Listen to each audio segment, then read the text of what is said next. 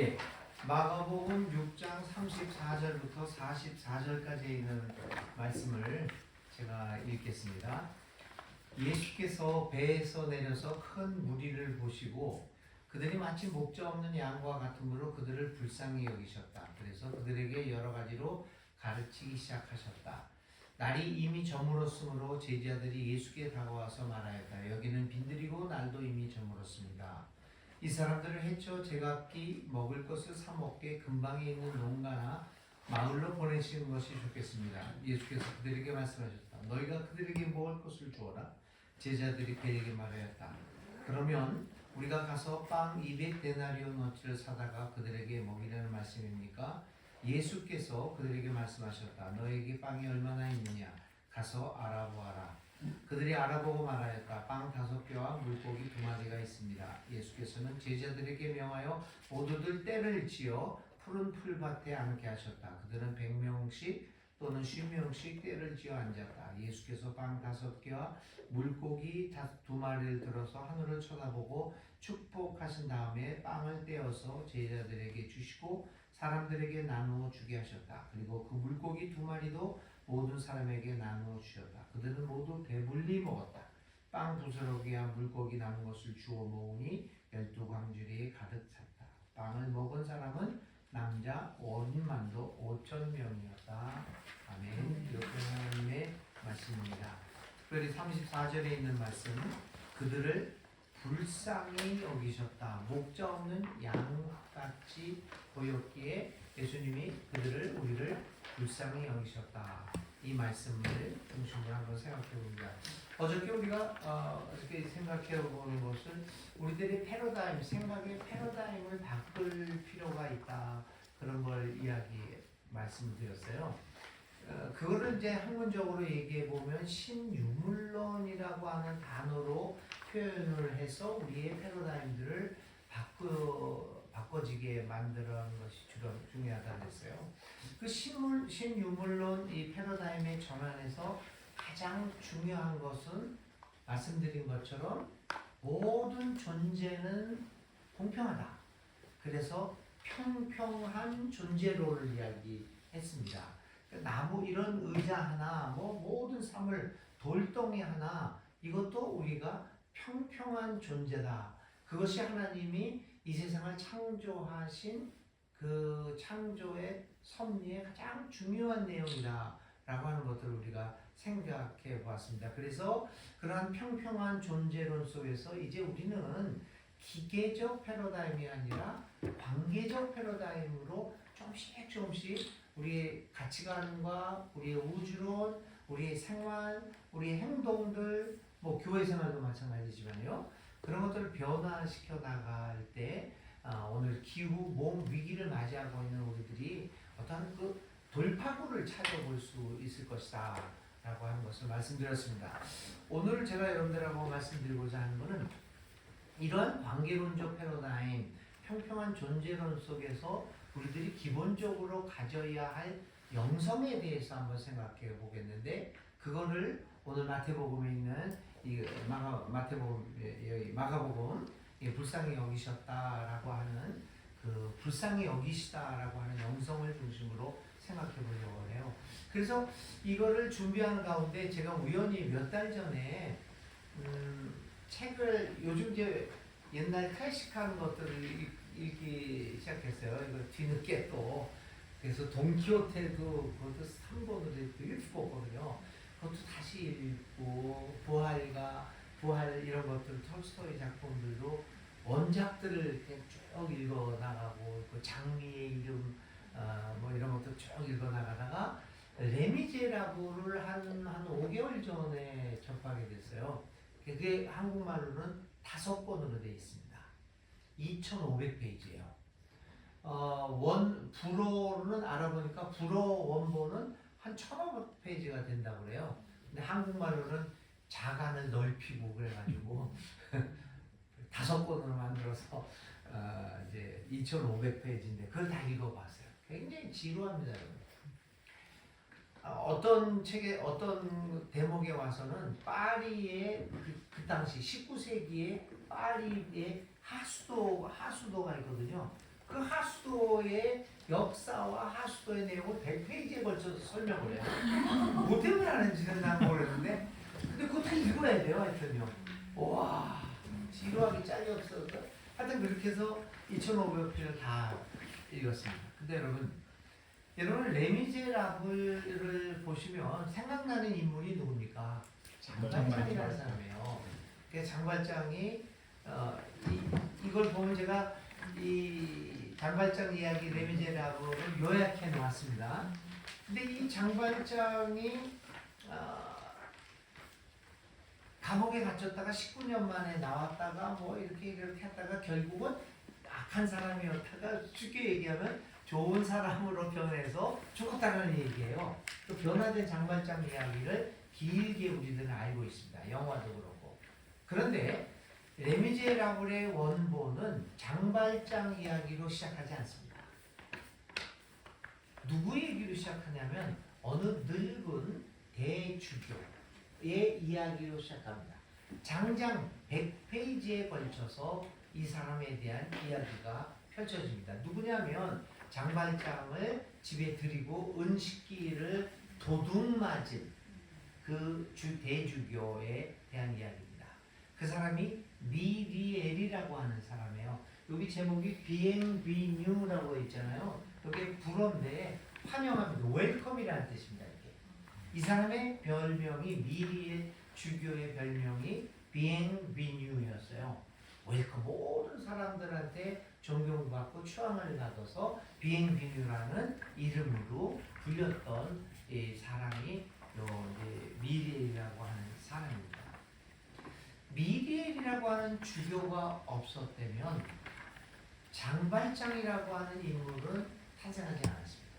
그래서 저는 그 100페이지를 읽으면서 정말 눈물을 흘렸어요. 거짓말 안 하고 정말 가슴이 벅차올랐어요. 미리엘이라는 사람의 이 삶을 보면서 그러면서 후회보다 반성. 나는 목사로 살아가면서 평생 목회를 직업으로 살아가면서 했는데 과연 이런 삶을 살았는가 이런 그 자체 반성도 굉장히 하면서 회개의 눈물 아니면 감격의 눈물을 흘렸던 게 이 사람의 일생이었어요. 그래서 이거를 레미제라블과 비행비뉴의 영성이다라는 말을 제가 다루면서 이번에 예수 함께와 함께 좀 나눴으면 좋겠다라고 생각을 이제 했습니다. 갓 철거한 미리엘 주교는 빅토르 위고가 미리엘 주교 이 소설에서 미리엘 주교에 대해서 설명하면서 한마디로 이런 말을 합니다. 미리엘 주교는 올곧은 사람이다. 올곧은 사람이다. 위엄이 있는 사람이고 권위가 있는 올곧은 사람이라고 하는 말로 표현을 합니다. 그 말이 오늘 우리 기독교인들에게 정말 큰 반성을 일으켜주는 그 단어가 아닐 수 없습니다. 위엄, 권위, 품위, 올곧음의 삶을 우리 교회가 보여주고 있고 정말 그리스도인들이 성공한 사람, 뭐 많이 배운 사람, 높은 데에 있는 사람 이런 것들이 아니라 정말 교회가 올곧은 교회인지 우리 인생들이 올곧게 살아가는지 그런 평가를 세상으로부터 받을 수 있는가라고 하는 그러한 그 반성을 해보았습니다. 미리엘 주교는 바로 이 올곧은 사람이라고 하는 평가를 받았던 사람입니다. 이 올곧은 사람이 올곧지 못했던 장발장이라고 하는 사람은 사람을 결국에는 올곧은 사람으로 만들어 갔다는 사실을 기억하면서 미리엘 주교의 삶에 한번 들어가 보도록 해보겠습니다. 허영은 떠벌리고 사랑은 속삭인다. 이게 이제 이 미리엘 주교의 삶을 평가한 말이에요. 사람들은 떠벌립니다. 우리 교회가 내가 이런 일을 했다, 저런 일을 했다, 뭐 이런 사역을 했다, 저런 사역을 했다 이렇게 떠벌립니다. 그러나 실제로 사랑은 떠벌리지 않고 그 밑에서 속삭이면서 우리의 삶을 변화시킨다라고 하는 것을 보여줬던 게 미리엘 신부의 삶이었습니다. 이제 한번 생각해 봅니다. 장발장이라는 사람이 갓 출소한 정과자 장발장이 이제 다뉴에 들렸다가 다뉴라고 하는 도시에 도착하게 됩니다. 근데 가는 곳마다 쫓기게 됩니다. 이집트도 가보고 여관도 가보지만 돈을 내고 자겠다고 그러는데 잠을 재워주지 않습니다. 왜냐하면 정과자였기 때문에. 그리고 이 사람들은 노란 딱지를 달고 다녔어요. 당시 19세기 때. 그 노란 딱지는 이 사람은 정과자고 흉악한 사람이다, 요주인물이다라고 하는 신호였습니다. 근데 신분증을 보여줘야 되니까 다 거부합니다. 그래서 이것저것 다 다녔는데 그날 밤에 추운 겨울이었는데 잠을 잘 데가 없어요. 그래가지고 나중에는 어떻게 되냐면은 감옥을 찾아갑니다. 교도소를. 잘 데 없으니까. 그러니까 감옥에 가서 나 여기서 하룻밤 좀 자면 안 되겠냐. 간수가 또는 죄수가 아니기 때문에 너 이제 추록한 사람인데 또 들어올 수 없대서 감옥에서조차도 쫓겨나서 잠잘 데가 없습니다. 돌아다니다가 아주 가난한 노파를 노인네하고 만나게 되는데 노인네가 이제 물어봅니다. 자, 내가 뭘 어떻게 도와줄 수 있어? 그랬더니 이 장발장이 여러 집 모든 집을 문을 두들겨 봤는데 아무도 나에게 문을 열어주지 않습니다. 이 말을 들은 노파가 장발장에게 하는 말이 이 말입니다. 저 집 문도 두드려 보았어. 그러면서 가리킨 집이 미리의 주교 집이었습니다. 여러분, 이 말이 여러분의 가슴을 치지 않습니까?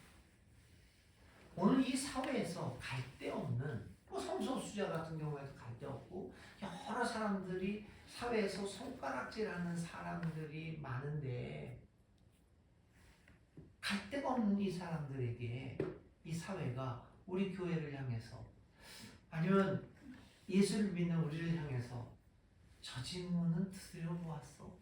마지막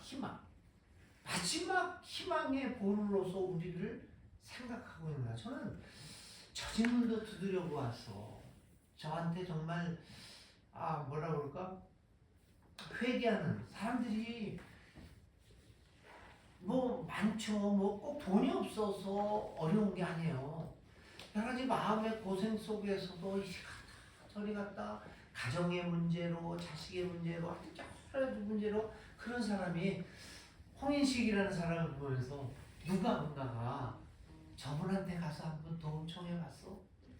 저분한테 가서 한번 의논해봤어? 이런 소리를 들을 수 있는가?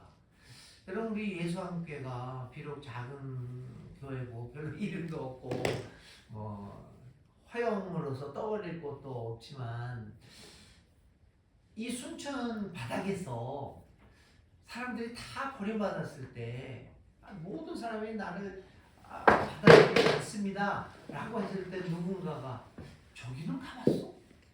라고 할 수 있는 그런 장소, 그런 존재로 살아가는 것이 그게 예수의 부름이 아닐까. 그래서 이제 이 노파가 저 집문도 두려워봤어.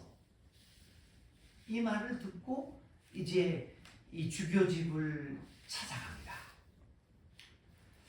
이제 나는 이제 두 번째인데요. 나는 내 영혼이 아니라 사람들의 영혼을 돌보기 위해 왔어. 이제 주교가 자기의 삶을 통해서 하는 그 고백이 이거예요. 나는 내 영혼이 아니라 사람들과 함께 서로 돌봄의 영성이죠, 이게요. 서로 돌보기 위해서, 살기 위해서 이렇게 왔다라고 하는 이 나는 내 영혼이 아니라 사람들의 영혼을 돌보기 위해 왔어라는 말은 이 미리의 주교의 일생을 표현하는 말입니다. 바로 이 말씀, 나는 내 영혼이 아니라 사람들의 영혼을 돌보기 위해 왔어 라고 하는 이 미리엘이 보여준 한 번의 사랑, 장발장을 위해서 여러 번의 사랑을 베푼 게 아닙니다. 딱 베푼 그 딱 한 번의 사랑이 결국은 장발장의 삶을 완벽하게 변화시켜 줍니다. 우리에게 보여준 예수님의 그 단 한 번의 사랑이 결국은 오늘 우리의 삶을 변화시켰고 오늘 우리로 하여금 이렇게 살아가게 만드는 것이 아닙니까? 이게 단 한 번에 베풀어준 사랑의 그 이 미리의 주교의 삶을 표현하는 말입니다. 자, 그래서 장발장이 저거를 주교 집을 두드립니다. 문을 열고 주교가 이 장발장에게 한 말이 들어오시오. 당신 누구요? 묻지 않습니다. 왜 왔어? 신분증 보여주시오. 그렇게 하는 게 아니라 이 사람은 그냥 사람을 왔으니까 나는 다른 사람의 영혼을 돌보는 일생을 사는 사람이니까 그 사람이 누군지 남자인지 여자인지 뭔 사람인지 내 집을 찾아온 사람이니까 이 사람에게 첫 번째 나온 말이 들어오시오예요. 오늘 이렇게 험악한 삶에서 들어오시오. 아무도 나에 대해서 묻지 않고 오세요 라고 받아들일 수 있는 이 받아들임의 장소가 우리가 없어요. 그래서 이 정신병자들이, 우울증 환자들이 늘어나게 되고, 우울증 환자들이 늘어나고 죽어가는 사람, 외롭게 다 죽어가는 사람, 제 주위에 2, 3년 사이에 죽은 사람들이 굉장히 많습니다. 자살한 사람들. 근데 그것도 잘 이렇게 소위 정의를 위해서 살아갔던 사람들이 많이 죽었어요. 제 주위에서 친했던 사람들이. 늘 보고 같이 활동하고 시위도 같이 하고 토론도 하고 막 그런 사람들이었는데 오늘 갑자기 그냥 자살을 하고 그래요. 그 사람들 뿐이겠습니까? 이 들어오시오. 아무 조건 없이 받아들일 수 있는 사람이 우리는 없는 거죠. 우리 교회가 그러한 들어오시오라는 말을 해줄 수 있는 그러한 영성, 이 사랑의 영성, 불쌍히 여김의 영성을 보여줄 수 있는 장소가 기독교가 되어야 하지 않겠습니까? 정죄하고 너는 누구니까 이런 것보다도 묻지 않고 들어오시오. 이 미리의 주기는 들어오시오라는 한마디로 장발장을 받아들이게 됩니다. 무조건 받아들이겠다는 태도, 이런 태도로 미리엘은 장발장을 합니다. 보니까 그 다음에 두 번째 한 말이, 장발장을 보고 한 말이 이런 얘기를 합니다. 보니까 배가 고프잖아요. 그러니까 자기 하녀한테, 같이 하녀보다는 일하는 여자한테 식탁에 자리를 하나 더 마련해 주시오. 그냥 먹을 걸 주는 게 아닙니다. 식탁에 자리를 하나 마련해 주시오. 이 자리에 같은 일원으로, 같은 가족으로 받아들이는 행동을 하게 됩니다. 빅토르 위고는 왜 이런 것들을 자세하게 썼을까? 19세기에, 이게 지금 프랑스의 19세기입니다. 프랑스의 19세기는 가톨릭 교회가 완벽하게 세상을 지배하고 모든 대주교는 황제처럼 떠받들려졌던 시대입니다. 모든 사람들이 교인이었고요. 교회는 굉장히 권력을 가지고 있었던 그런 데였습니다. 그런데 왜 빅토르 위고는 이렇게 미리엘이라고 하는 초라한 주교에 대해서 집중해서 이렇게 이야기를 할까? 식탁에 자리를 하나 더 마련해 주시오. 이런 소소한 대화까지도 기록을 해야 될까? 가톨릭 교회는 당시에 그 주교들은 사람들에게 먹을 것을 줬을지는 몰라도 식탁에 자리를 마련해 주지는 않았습니다. 여러분, 오늘 우리가 교회가 우리들이 자선 행위는 얼마든지 하실 수 있습니다. 근데 과연 그 사람들을, 그 어려운 사람들을 내 식탁에 자리를 하나 마련해 줄 수는 있을까요? 저도 한번 일생을 생각해요. 저도 나름대로 좋은 일 많이 했다고 서로 생각하고 하는데 이 말에 저는 충격을 받았어요. 사실은 나는 내 삶의 자리에 나도 좋은 일을 많이 어려운 사람을 도움는다고 했는데 그 사람들 내 식탁의 자리에 자리를 하나 마련해 주었을까? 정말 많이 회개합니다. 그래서 많이 눈물을 울었던 게 그렇지 못했던 사실들을 발견했고, 또 내가 목회를 하는 동안에 과연 내가 그렇게 내 식탁에 그분에게 자리를 마련해 주었을까? 미리의 주교는 장발장에게 식탁에 자리를 마련해 줍니다. 그뿐만 아닙니다. 두 번째, 안쪽 방 침대에 침대볼을 깔아줘요. 저는 그 빅토르 위고가 정말 그 사람의 소설은 다른 걸 읽어보지 못했는데요. 좀 더 읽어보고 싶은 마음이 드는 게 뭐냐, 굉장히 세세하게 아주 문학적으로 표현을 잘하는 사람이에요. 이 문학가들이라는 게 그냥 볼 게 아닙니다.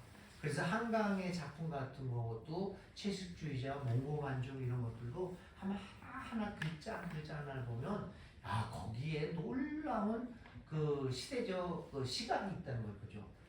침대에 침대볼을 깔아줍니다. 여러분, 침대볼을 깔아주는 것, 저 사람이 나에게 소중한 존재가 아니면 뭐 침대볼을 깔아주니까 그거. 침대볼은 나의 가족 외에는 안 깔아줍니다. 이 침대볼을 깔아주면서 최대한의 장발장을 인간으로 대접하는 미래의 주교를 우리가 이제 보게 됩니다. 사실 장발장은요, 주교에게 이야기를 합니다. 하룻밤 묵을 마구간이라도 있느냐라고 묻지만 이 물음에 주교가 답변한 것이 이겁니다. 부인, 그 안쪽 방 침대에 침대볼을 마련해 주세요. 자기 집을 청소하는 아줌마한테 한 얘기가 바로 이겁니다. 주교는 사내를 쳐다봅니다. 장발장을 쳐다봅니다. 주교가 바라보는 것은 전과자 장발장의 과거가 아니라 미래였습니다. 하나님이 사랑으로 받아들여 구원해주는 한 사람의 미래였기 때문에 이 주교는 장발장을 가족으로 받아들이고 안쪽 방 침대에 침대볼을 깔아주게 됩니다. 그뿐만 아닙니다.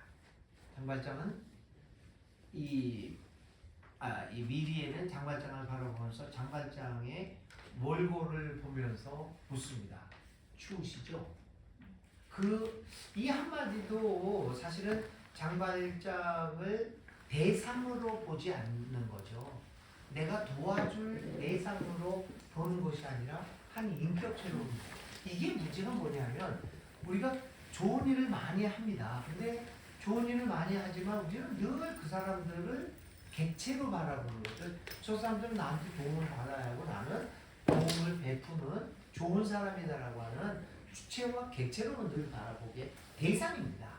그런데 이 미리에는 선생님 추우시죠? 라고 하는 말을 통해서 대상이 아니라 서로 함께 존중받는 존재임을 발견합니다. 그러면서 또 추우시죠라는 단어와 함께 자리를 그 여자한테 이야기하죠. 이분의 자리를 최대한 침대를 불 가까이로 놔주세요. 이렇게 들어오세요. 침대 여기 식탁에 앉으세요. 그 다음에 침대볼을 깔아주세요. 최대한 불 가까이로 놔주세요. 라고 하는 이러한 몇 가지 단어가 이 사람의 단어가 결국은 장발장을 움직이게 됩니다. 변화하게 됩니다. 장발장이 최초로 맞이한 그 다정한 말들이었습니다.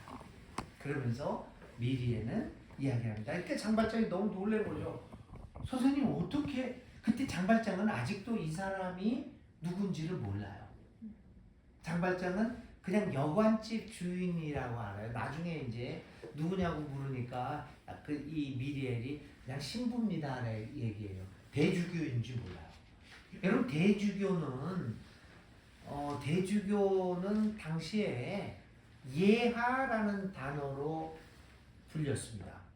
예하, 각하라고 그랬어요. 그러니까 아주 대단히 높은 사람, 함부로 가까이 할 수 있는 사람이 아니었어요. 그냥 일개 신부가 아니었습니다. 근데 그냥 신부입니다. 그래서 그런 줄 알아요. 그냥 늙은 신부인 줄 알죠. 하여간 그래서 이제 이 사람이 장발장 어떻게 저한테 이럴 수 있습니까? 이게 집에서 그냥 마음껏이라도 저는 감사한데. 그러니까 이 미리의 한 얘기가 바로 이겁니다. 내 집이 아니라 그리스도의 집입니다. 그러니 편히 쉬십시오. 이렇게 이야기를 하게 되죠. 자, 그런데 여러분, 이렇게 은혜를 베풀었으면 그 사람이 회개하고, 회개보다도 은혜를 갚아야 되지 않습니까? 근데 어떤 일이 발생합니까? 촛대를 훔쳐 그날 밤에 도망가 버렸어요. 그러면 우리는 이런 일이 많이 발생합니다. 그럼 우리는 늘 그렇습니다. 머리 검은 것들 거두어드리는 게 아니지. 저도 그렇고 여러분도 그렇습니다. 다 그렇습니다. 내가 은혜를 베풀었는데 아니 어떻게 이렇게 할 수 있는가 실망을 하죠. 그래서 이게 하는 게 아니야. 그래서 그런 것들은 그런 쌍것들은 돌보는 게 아니야. 이렇게 얘기를 합니다. 그 장발장이 훔쳐갔는데 잡혀옵니다. 얼마나 속 시원합니까? 이놈의 새끼. 잡혀온 장발장을 향해서 한 말이 주교의 말이랍니다. 왜 은초 때까지 그 그릇을 챙겨갔잖아요. 식기들을. 그러니까 아니 왜 은초 때까지 챙기지 않았어?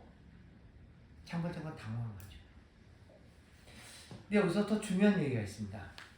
요 전에 아침에 일어나니까 아니 이 장발장이 훔쳐가지고 달아났잖아요. 그러니까 그 일하던 여자는 주교가 하는 일이 못마땅했었거든요. 왜 이런 사람을 들이고 뭐 식탁 침대복까지 깔아주고 우리 주교는 왜 저러지? 이렇게 성질이 나 있었던 거예요. 그러니까 잘됐다 그러고 아침에 보니까 신부님한테 주교한테 이런 나쁜 놈 신부님 보세요. 내가 그랬잖아요. 그놈이 우리 은식기를 훔쳐갔잖아요. 잘냈다는 듯이 얘기를 합니다. 이게 우리입니다. 이게 다. 우리들의 모든 마음이죠. 그놈이 그랬대. 거기에 대한 얘기입니다. 그러니까 신부가 그 일하는 여자한테 웃으면서 뭐라고 그 말은 맞긴 맞는데 훔쳐간 거 맞는데 그런데 한번 생각해 봅시다. 그 훔쳐간 은식기가 우리 거였던가요? 그러면서 하는 얘기가 이거예요. 오랫동안 그 은식기를 가지고 있었던 내가 잘못이지. 그건 가난한 사람들 것이었어. 그 남자가 어떤 사람이었죠? 가난한 사람이. 이게 우리 것이었던 거예요. 사실은 이게 가난한 사람들의 것이었는데 그 사람이 가난한 사람이었으니까 그 사람이 가져간 거니 제대로 주인한테 돌아갔지 않소? 이 이야기를 하는 겁니다. 8세기에 바질이라고 하는 성자가 있었어요. 그 바질이라는 성자가 그 당시에 했던 얘기가 뭐라는 얘기를 했냐면 여러분 지금 옷장에 가서 옷장을 열어보십시오.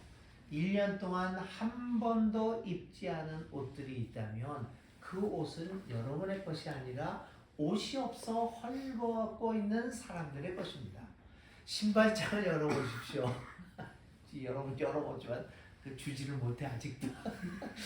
신발장을 열어보십시오. 1년 동안 한 번도 신지 않은 구두가 신발이 있다면 그것은 신발이 없어서 맨발로 다니는 가난한 사람들의 것입니다.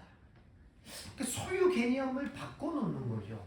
그러니까 이 미리의 주교는 그랬던 거예요. 오랫동안 쉽게 가지고 있던 내가 잘못이. 그러니 제대로 돌아갔다. 이렇게 표현을 합니다.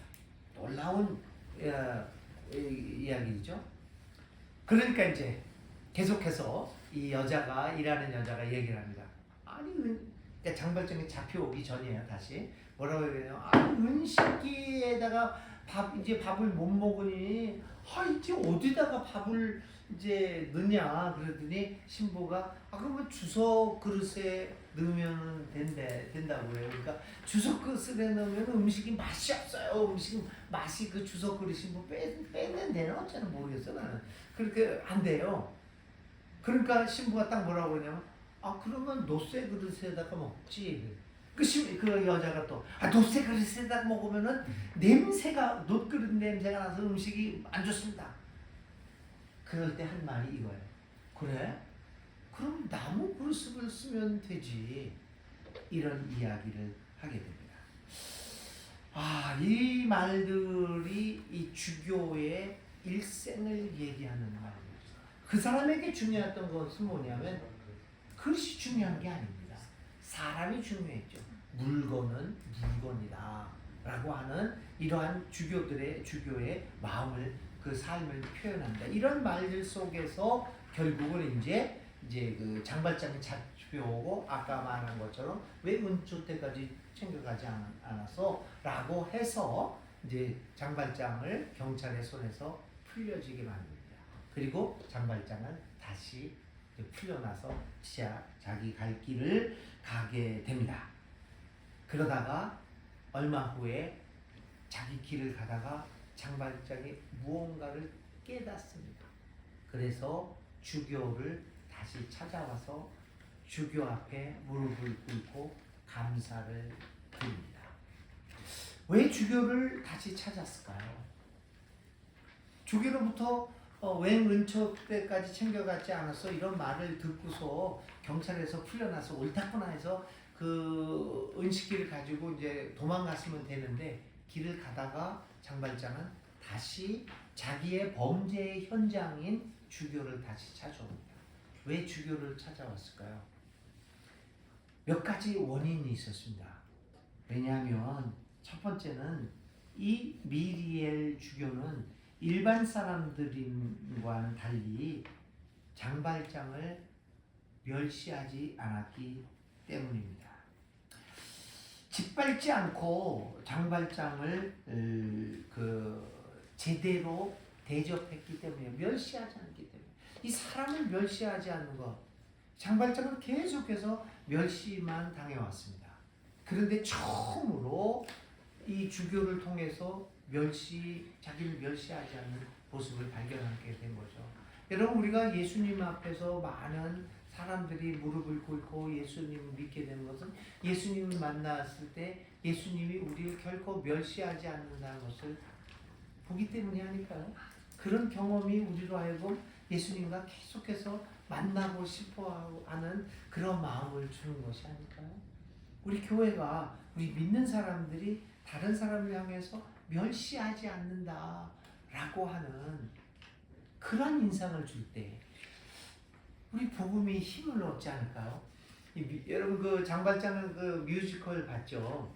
뮤지컬을 보면은 어떤 게 되냐면 그 누구지? 러셀 크로우가 자베르 경관으로 나오고 이제 그 장발장이 나오는데 비가 막 쏟아져요. 그러면서 거기서 이제 무슨 그 일을 하잖아, 강제 노역. 그때 나오는 유명한 그 노래가 있습니다. 그 노래가 뭐냐면 Look down, look down 이런 노래가 있어요. 밑을 봐라, 고개 숙여. 절대 니네들 그 높은 사람들하고 눈을 마주치지 마. 안 되는 거죠. 나는 낮은 사람이니까 절대 이 사람들을 쳐다보면 안 돼요. 그래서 look down이라는 그 유명한 그 단어, 노래가 나오죠. 평생 그는 look down 했던 사람입니다. 그 사람이 처음으로 look up이라고 하는 말을 들어본 거죠. 그게 미리엘 주교. 그때 그는 비로소 이 사람은 나를 사람으로 대한한다. 다른 사람을 멸시하지 않는 사람이라는 것을 보게 됩니다. 그리고 이것도 이제 우리가 다 아는 얘기지만은 이 미리엘 주교는 장발장의 입장에서 인생에서 처음으로 그를 짓밟지 않고 높여주었던, 왜 은초 때도 가져가지 않았어? 라고 하면서, 그리고 그를 집안으로 들여서 침대포까지 깔아주면서 인간으로 높이 대해주었던 첫 번째 사람이었기 때문입니다. 그래서 주교관으로 돌아왔습니다. 우리 교회가 이야기 그렇게 정말 할 수 있을까요? 세 번째는 처음으로 절망 대신 소망을 이야기했기 때문입니다. 미래에는 전과자인 장발장이 마치 소망의 상징이듯이 믿을만한 사람이자 정직한 사람이듯이 대우합니다. 그러면서 뭐라고 얘기를 하냐면 이렇게 얘기를 해요. 편히 가시오. 다시 오실 때 정원으로 이렇게 영문으로 들어왔었거든요. 그렇게 들어오지 마시고 정문으로 들어오시오. 언제든지 들어오시오. 그러니까 장발장을, 희망이 있는 장발장의 미래의 모습을 얘기합니다. 절망이 아니라 장발장에게 미래의 모습을 보는 그러한 주교의 모습 속에서 이렇게 편히 가시오. 다시 오실 땐 정원을 통해 들어오지 않으셔도 좋소. 언제든지 정문으로 들어오시오 라고 하는 이 주교의 친절한 말은 결국은 이 장발장을 평생을 변화시키는 기회가 되었던 것입니다. 주교는 복음을 전하되 말로 전하는 것이 아니라 행위로 전했습니다. 항상 복음을 전하라. 꼭 필요할 때만 말을 하라. 이게 어거스틴이 했던 얘기 중에 하나죠. 복음을 전하는데 그렇게 말을 많이 하냐. 제가 서울역에서 내려가지고 매일 출근을 하는데요. 서울역 한번 와보세요. 아침에 난리가 나요. 여기 좀 그것도 좀 조정을 해서 복음을 전하면 좋겠는데 한 세네 군데가 서로 경쟁을 하고 이 스피커 틀어놓고 얘기를 하는데 미치겠더라고요. 꼭 필요할 때만 말을 하시고 항상 복음을 전해야죠. 우리가 필요할 때만 말을 하라. 이것을 그대로 보여준 게 이 미리엘 주교의 모습이었다라고 이야기를 합니다. 볼 수 있습니다. 사람을 홀대하면서 말은 사람을 홀대하면서 나는 크리스천이다라고 말하는 것은 결코 복음을 전하는 것이 아닙니다. 그것은 마치 햄버거를 열심히 먹으면서 나는 채식주의자다라고 말하는 것과 똑같은 얘기입니다. 사람을 함부로 대하면서 나는 당신을 그리스도의 이름으로 사랑합니다. 햄버거를 먹으면서 채식주의자라고 하는 말과 똑같은 이야기죠. 이러한 이 주교의 모습들은 오늘 우리들의 교회가 가져야 할 영성이 무엇인가를 살펴보게 됩니다. 자, 이렇게 해서 우리가 그 주교의 영성을 살펴봤는데요. 조금만 더 계속해서 보겠습니다. 그런데 이러한 훌륭한 일을 하고 있는 주교, 예수의 삶을 그대로 살고 있는 주교는 빅토르 위고의 소설에서는 굉장히 외롭게 나타납니다. 외롭습니다, 아주. 왜 그랬을까요? 빅토르 위고는 뭐라고 얘기를 하냐면 제가 좀 읽어 드릴게요. 이렇게 해요. 그의 주위에 젊은 신부가 한 명도 없었습니다. 외로운 주교예요. 파리에서도 그는 호평을 받지 못했습니다. 장래의 출세를 바라는 사람으로서 이 올곧은 노인에게 의지하려고 생각하는 사람은 없었습니다. 미리의 주교 곁에는 사람이 없었습니다. 그런 의미에서 그는 외로운 노인이었습니다. 위고의 얘기입니다. 장래의 야심가로서 그의 그늘 아래에서 싹을 키우려는 어리석은 생각을 하는 자는 하나도 없었기 때문입니다. 비행비뉴 신부 옆에서는 클 수 없다는 것을 잘 알았기 때문입니다. 그래서 그에게서 신부 자격을 얻은 젊은이들도 신학교를 나오자마자 다른 지역의 대주교들에게 추천되어 재빨리 다른 곳으로 가버렸습니다. 왜냐하면 되풀이하여 말하지만 사람들은 자기를 끌어올려 주기를 바라니까요. 그런 의미에서 성자는 위험한 이웃입니다. 성자를 가까이 하시면 안 됩니다. 왜냐하면 위험한 인물입니다.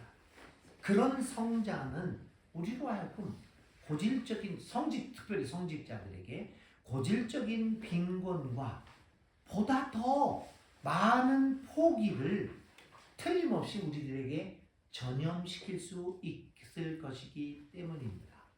사람들은 그러한 사람으로부터 도망칩니다. 그러기에 미리엘 주교는 고독한 사람이었습니다. 고독한 사람이었습니다. 교회가 그렇게 많은 인기를 여러분 얻을 수 있을까요? 예수님이 인기를 얻었습니까? 그러니까 우리들은 뭐 저를 비롯한 교육자들도 그렇고 우리 교인들도 그렇고 교회를 크게 만들고 나도 큰 목회가 되고 싶고 유명해지고 싶습니다. 내 주위에 사람들이 많아서 또 내가 뭐 어떤 큰 역할을 하려고 합니다. 그래서 인기를 얻고 싶어 합니다. 근데 과연 그 인기가 예수님하고 무슨 상관이 있겠습니까? 실제로 예수의 길을 우리가 올곧게 걷는 교회와 걷는 목회자요, 걷는 교인이라고 한다면 어쩌면 우리는 외로울지도 모릅니다. 왜냐하면 내 옆에 있어봤자 좋은 소리 못 들으니까 좀 더 포기합시다. 너무 성공하려고 그렇게 발버둥 치지 맙시다. 그저 이 자리에서 우리 서로 돌보면서 서로 의지하면서 서로 사랑하면서 올곧게 살아갑시다. 이따위 소리나 들으니까 아이들한테도 야 성공해서 스카이대 가가지고 검사도 되고 아니 뭐 요즘 검사라고 하면 그 고개를 다 돌린다고 하지만 제가 다니는 세길교회에 검사 아들이 하나 있는 교인이 하나 있어요. 만날 때마다 나고 목사님 요새 창피해서 제가 아들 거기서 좀 더 다들 좀 이렇게 야당적인 사람들이 많거든요. 근데 우리는 올곧게 살아가다 보면 이렇게 외로워질 경우가 많습니다. 근데 그 외로움을 크게 두려워할 것 없습니다. 그 길을 우리는 꾸준히 걷는 거죠. 그래서 이 사람은 외로운 주교로 그래서 빅토르 위고가 이 미리엘 주교를 외로운 사람이다라고 했습니다. 저는 이거를 읽어보면서 와 정말 놀라웠어요. 외로운 길을 걸어가는 게 이게 거다. 자, 그의 신앙과 그의 사상을 잠깐만 살펴보도록 하겠습니다. 그는 위고가 얘기하는 거야 이거예요.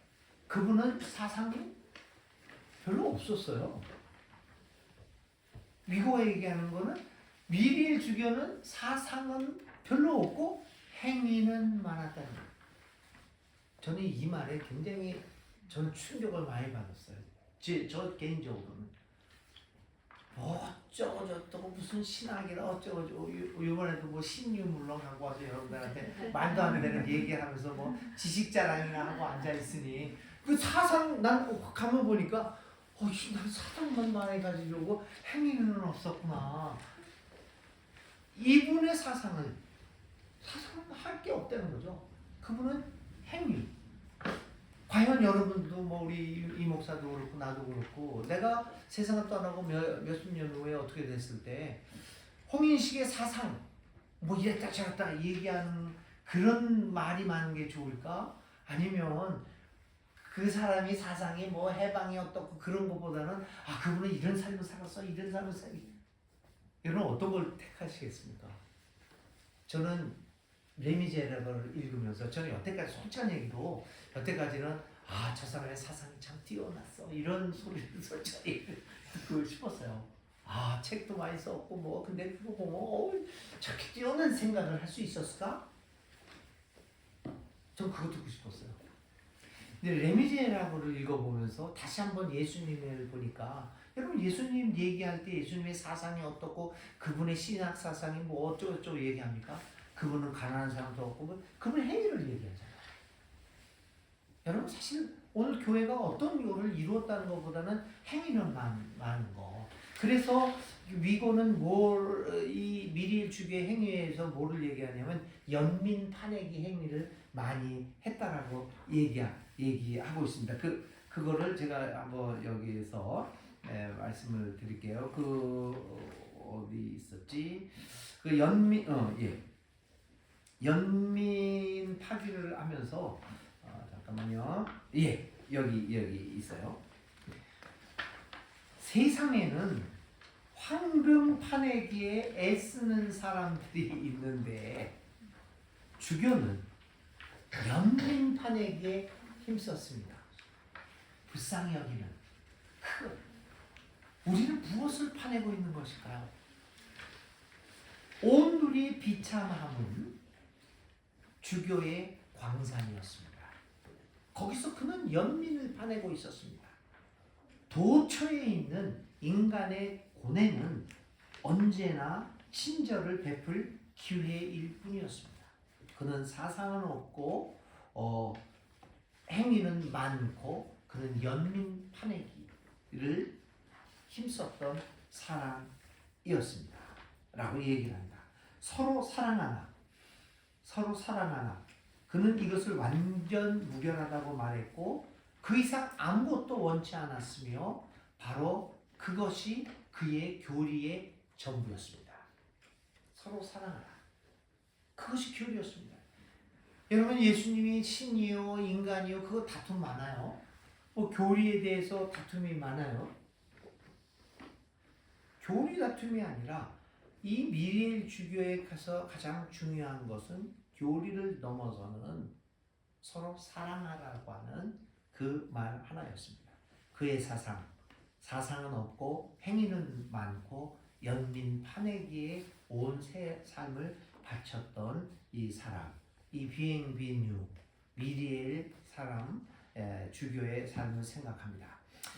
자, 이러한 사람을 보고 이 주교를 향해 어떤 사람이 스스로 철학자라고 생각하고 있었던 프랑스의 상원 의원이 이 주교에게 말합니다. 하지만 주교님, 이 세상 꼴을 좀 보십시오. 모두 서로 싸우고 있지 않소. 가장 강한 자가 가장 능력 있는 자 아닙니까? 당신의 그 서로 사랑하라는 말은 이러한 세상에서 정말 바보 같은 소리입니다. 라고 이야기를 합니다. 그때 주교가 그 상원의원하고 토론을 하지 않고 그에게 대꾸합니다. 이렇게 얘기합니다. 설령 그 소리가 당신의 말처럼 서로 사랑하라 하는 말이 바보 같은 소리라고 하더라도 굴속의 진주처럼 우리의 영혼은 그 서로 사랑하라는 그 명령 속에 박혀 있지 않으면 안 됩니다. 이것만이 우리의 살 길입니다. 라고 하면서 이 주교는 말을 마치게 됩니다. 우리는 가끔 유혹을 받습니다. 복음을 전하려면 우리가 강해져야 한다. 우리가 커져야 한다. 그래야 사람들은 우리 교회가 우리 믿는 사람이 성공했기에 우리의 말을 들을 것이다. 우리가 영향력을 발휘할 수 있을 것이다. 라는 유혹에 받습니다. 80년대, 70년대인가요? 80년대 80년 초니까 제가 30대였구나. 그립네. 81, 31, 33, 4. 와, 주여. 상상이 됩니까? 제가 30 초반에.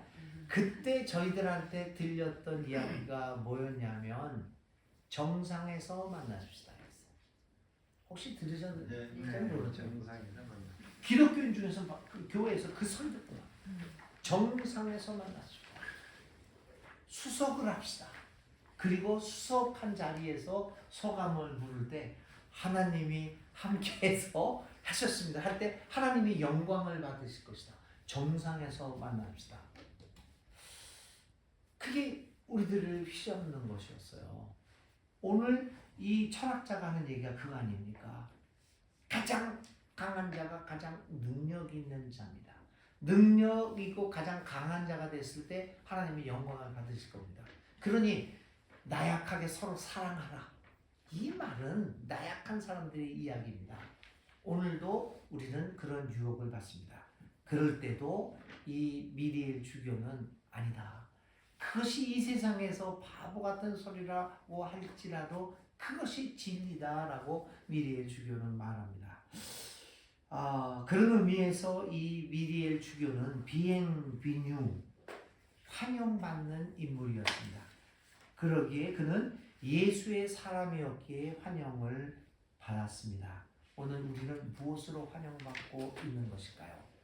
우리는 우리의 위대함으로, 우리의 성공으로, 우리의 힘으로 환영받는 것일까요? 아니면 정말 진정한 예수의 마음으로 살아감으로 말미암아 사람들에게 환영받고 있는 것일까요? 예수의 마음으로 살아가기에 저진 문도 두드려 보았소라는 소리를 듣고 살아갈 수 있을까요? 오늘 이 혼란한 사회가 우리에게 요구하는 영성은 이 같은 영성이 아니겠습니까? 예수 함께 교회, 우리 예수 함께 공동체가 이러한 레미제라블의 영성, 비엔비뉴, 환영합니다의 영성을 간직하며 그 영성을 이 순천에서 아주 빛낼 수 있는 귀한 교회가 공동체가 될 수 있기를 주님의 이름으로 기원을 드립니다. 감사합니다. 우리 잠깐 기도하겠습니다. 하나님 감사합니다. 우리를 예수 함께 공동체로 모아주시고 함께 서로 사랑하며 서로 의지하며 서로 돌보며 살아가게 해주시는 은혜를 감사합니다. 더욱더 이곳에서 예수님을 만나고 하나님과의 교제가 깊어져가는 우리 모두가 되게 하여 주옵소서. 수고하는 우리 대미 목사님 그리고 모든 우리 예수 공동체, 예수 함께 공동체 모든 식구들 한 사람 한 사람 주께서 돌보아 주시고 기억하여 주시고 함께 동행하여 주시옵소서. 예수님의 이름으로 간절히 기도를 드립니다. 아멘. 고맙습니다.